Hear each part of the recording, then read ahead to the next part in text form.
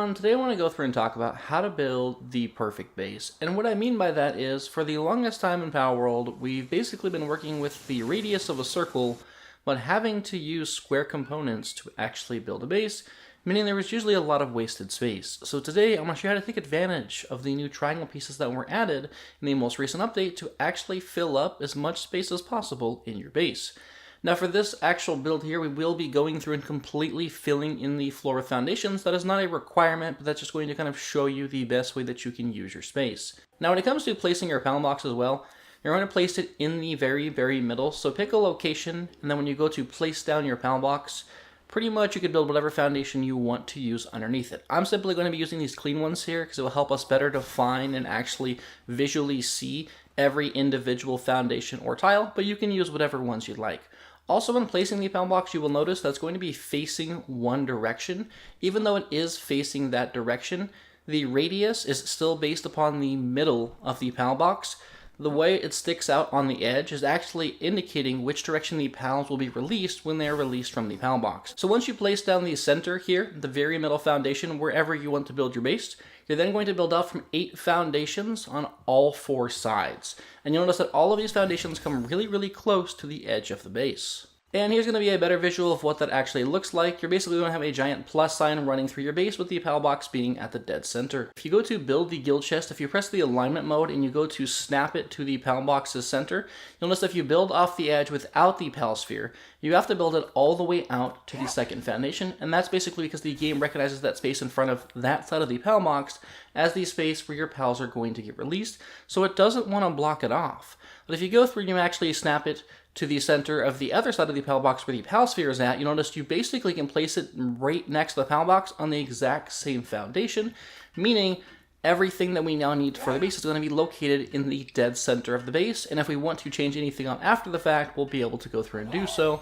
without worrying about breaking either of these 2 items. Alright, now in this video I actually went through and I placed down some triangle pieces in the corners to kind of represent the center of the base. You can skip this step because I actually go back and make a change to this a little bit later on. But then the next thing you're going to want to go through and do is you're going to want to head over to the edge of your base and pick any side you want, and you're going to build off using 1 square. And then if you realize the next square won't work, you're then going to place a triangular foundation, so you notice it no longer is going to fit within the edge of the base. And then you're going to alternate between squares and triangles, basically placing them as close as possible. So you notice with this one, it is really close, but it's just barely sticking out of the edge. But then when I build the walls most likely would technically be out of the base.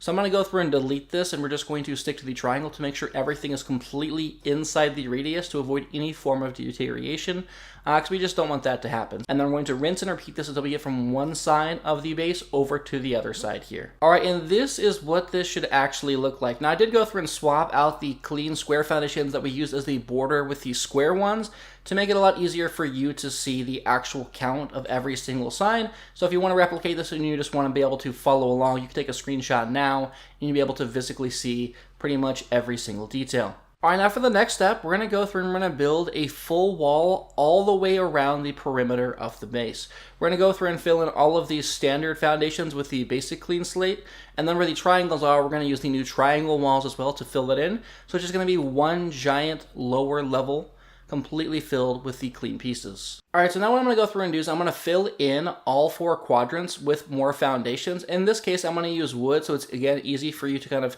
see what it is that I'm doing, see the kind of harsh outlines. You could use whatever materials you like. And then when you go through and get to the center, you could go through and either break down the triangle and just replace it with a square, or you could do what I did here and go through and place down wood. I do believe I make some changes to it later because I wasn't quite happy with it.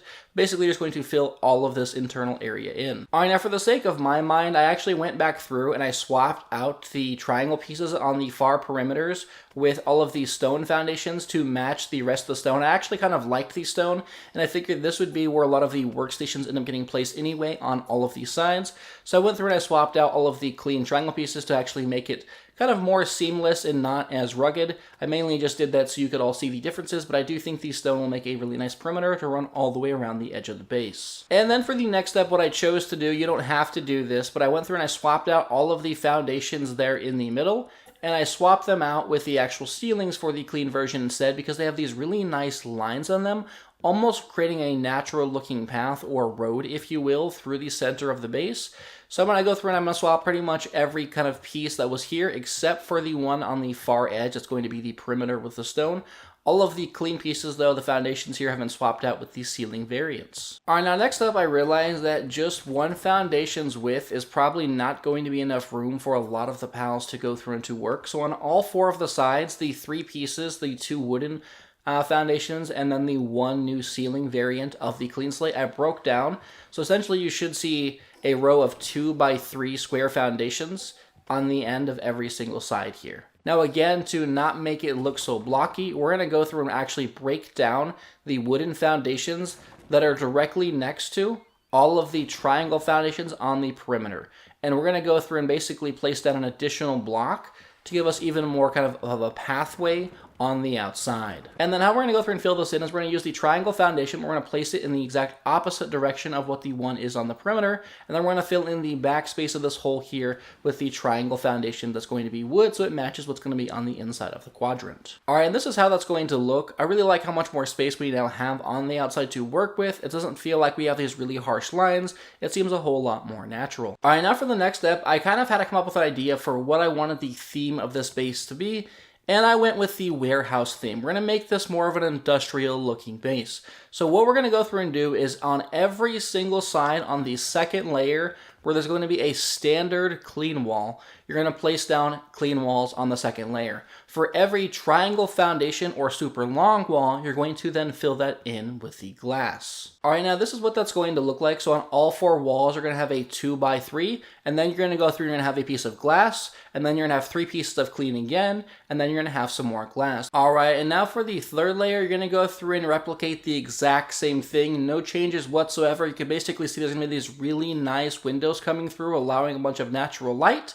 But then you're also going to have a lot of wall space to work with when it comes to building. All right, and then for the fourth layer, you're going to actually go through and fill the entire fourth layer in with glass. Every single piece is going to be glass, but for this layer, I'd actually recommend, instead of placing it from the ground, you'll notice if you're on the ground, you're going to have a hard time getting it to snap into place consistently. So instead, I would actually crawl to the top, build the first glass piece for the fourth wall, and then stand on top of that, and then place down all the pieces directly in front of you as you walk up to its location. It'll be far easier to build it in this way versus having to constantly go through and try and place them from the bottom. Now next up, what we're going to go through and do is you'll notice the glass is actually kind of a murky color. It is not crystal clear and it's really hard to go through and see. So we're going to go through and paint the glass. And what we're going to want to go through and do is we're going to head over to the actual palette, and we're going to change one of the colors to be a solid black. And as you can see, when we change it to a solid black, this is what the murky version looks like. You got that kind of harsh line in the middle. It's kind of dark and almost sturdy when peering out. But then if you go through and you look at it once it's painted in black, it's basically crystal clear. So we're going to go through and paint every single glass that we have in this build so far with the black palette here. All right, now for the fifth and the final layer for this floor, we're going to go through and do the exact opposite of what we did with layer 4. Instead of using glass, the entire layer is going to be made up of all the clean walls all the way around. All right, and now for the next layer, in order to start the next layer to kind of be a copy of the bottom layer, all you're going to go through and do is fill in the plus from the bottom. So in this case, I'm just going to go through and I'll use the clean ceiling variants, since again, they create a really nice pathway. And then in the dead center, directly above where the pal box is at, I'm going to go through and place down a piece of glass. All right, now next up, what we're going to go through and do is we're going to go through and fill in the edges with a bunch of wood, kind of creating the outside area like we did on the bottom with the stone. This time though, we'll go through and utilize wood. So we're going to basically fill out everything with the squares and the triangles. Then additionally, we're also going to go through and make sure we make space to have these end pieces here be that 2 by 3 box, so it's not a super cramped walkway. You've got quite a bit more room to work with. And this is what it's going to look like by filling out the bare minimum, kind of a small pathway all the way around the outside. And then lastly, we're going to go through and place down some triangle ceiling pieces to match the triangle pieces on the outside, so the pathway is not so blocky and actually has a little bit more dynamic shape to it. All right, and now what we're going to go through and do is we're going to fill all the rest of the space in for these 4 quadrants with a bunch of glass. Every other space on this top here is going to be glass, so you need a bunch of the square glass and a bunch of the triangles, so basically just fill in everything else with glass. All right, now before we get too much farther, I figured to make a stairwell to get from level 1 to level 2. Now for the stairwell, making it as straight as possible is ideal because pals sometimes have a hard time with 90-degree corners. So if you make it go just straight up, they should be able to navigate it far easier. And essentially I went through and I looked at kind of the main piece, the initial kind of 3 walls there, and then there's the one angled wall, and then I started at the next wall after that. It's going to be 5 stairways in total, I do believe, and then you will have a 2x3 box to get through here at the top. All right, now next up, we're going to go through and place down some pillars on each side of the base. So where there's the 4 main sides where they do have that 3 wide foundations worth of space, we're going to go through and place down pillars on all 4 sides with 2 on each side. And then what we're going to go through and do after that is we're going to go through and lower the pillars all the way down into the ground on all 4 of these sides. And the easiest way to do that is probably just to kind of crawl down the side, and then once you get to the bottom, you can go through and hop off, and you will notice that all of these are actually going to be inside the radius as well, of course, because we did go through and line up the pound blocks initially. All right, now that may have taken just a little bit of time, as you do have to go through and crawl up each side, but now next, so if this direction here is north, and this direction over here is west, imagine this direction in the middle being northwest. And so in each of these kind of diagonal corners where the pillars are not currently, we're going to add 2 additional pillars. We're going to add a pillar on each side of this kind of angle, if you will. And it's going to be go through and run these all the way down to the bottom, just like we did with the previous pillars. And then just a little side note with the pillars, I didn't realize this until the entire build is complete at the end of this video, and I'll be honest, I don't fix it because it's already done, but I probably will fix it eventually, that the pillars, some of them will actually go through and be facing the wrong direction when you place them.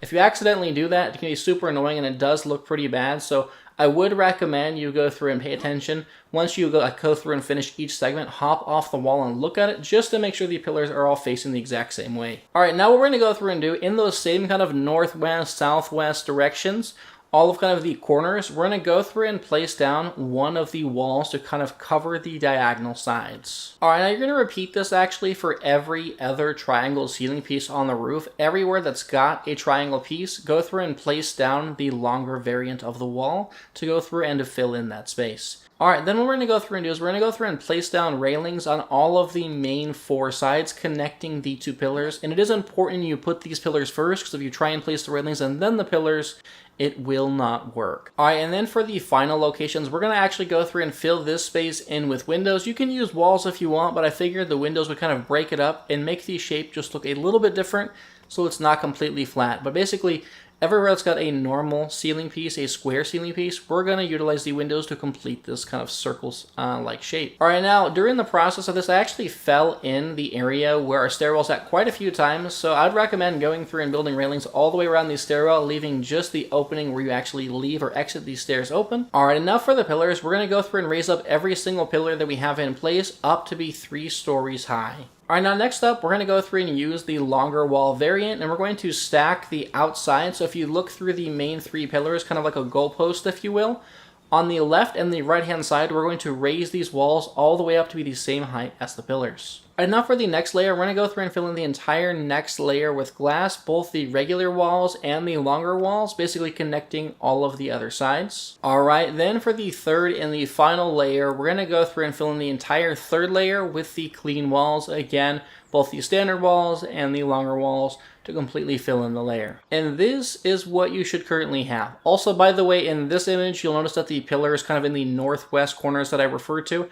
are not actually built up 3 high. I actually do that off camera in just a minute because I forgot about them. But that's why I told you earlier, every single pillar, make sure they are 3 full walls high. All right, now next up, go through and head over to one of the main 4 sides. And essentially, we're going to fill in this side with a small little ceiling. And you're going to fill the entire thing in, so you're going to need 3 full-length ceilings, and then you're going to need 2 triangles, 1 on each side, to kind of completely fill in the gap.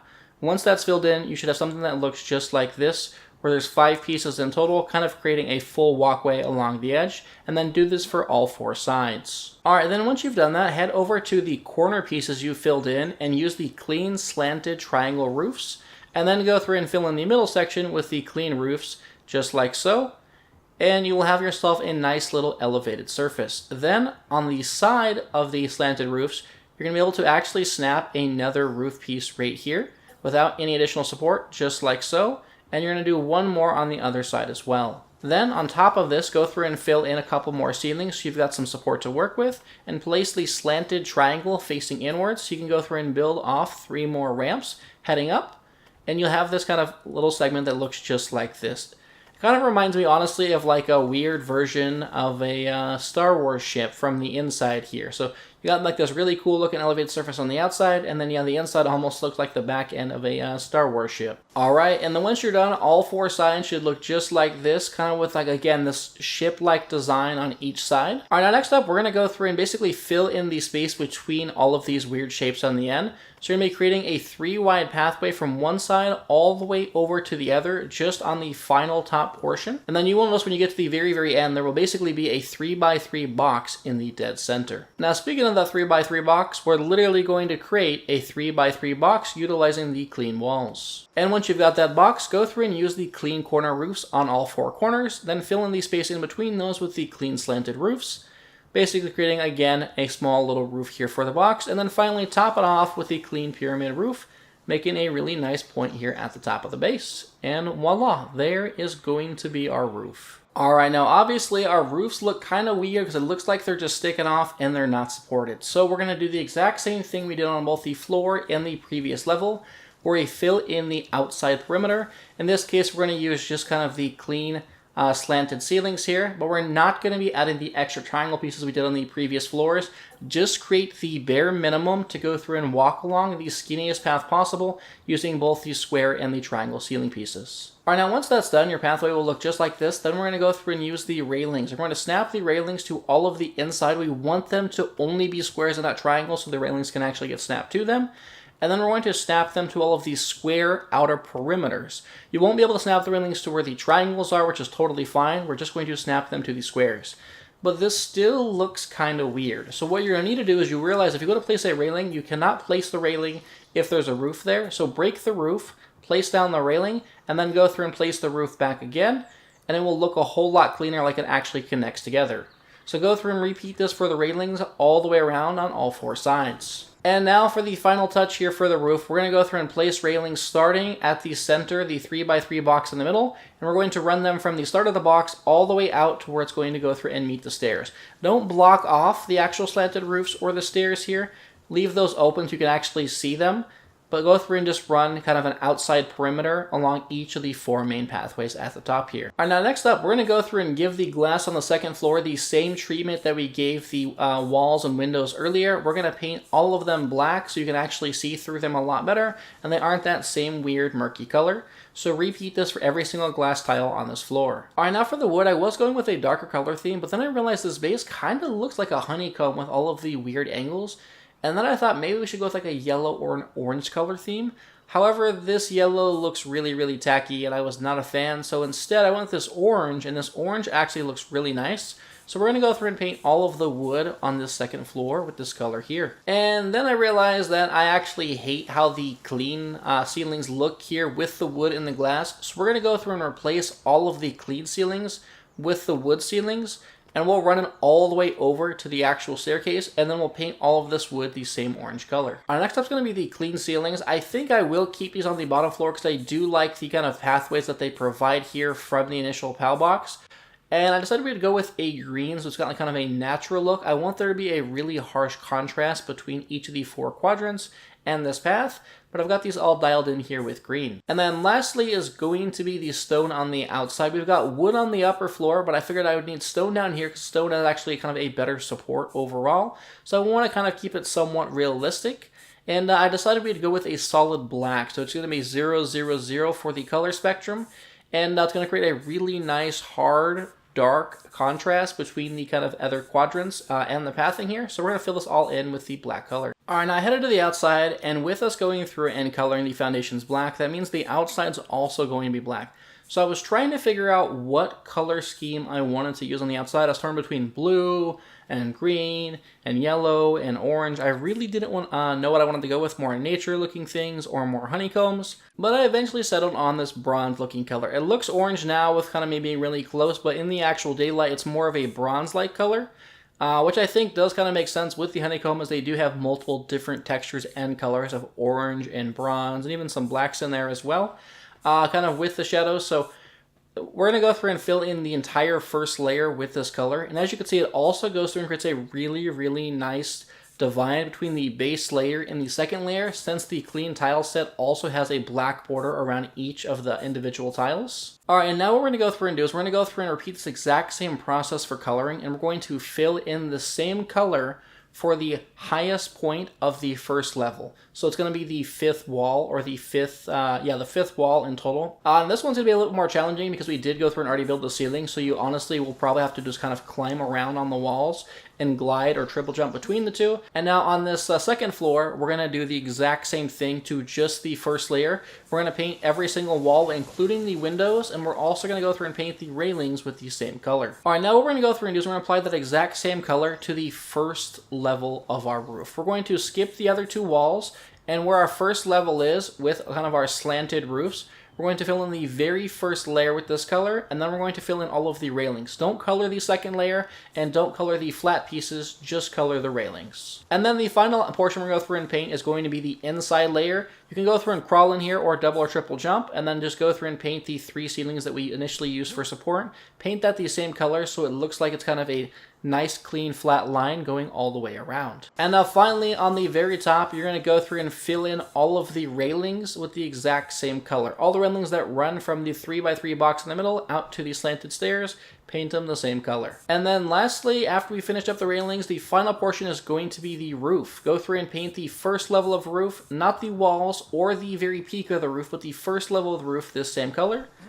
And this is going to be what it looks like.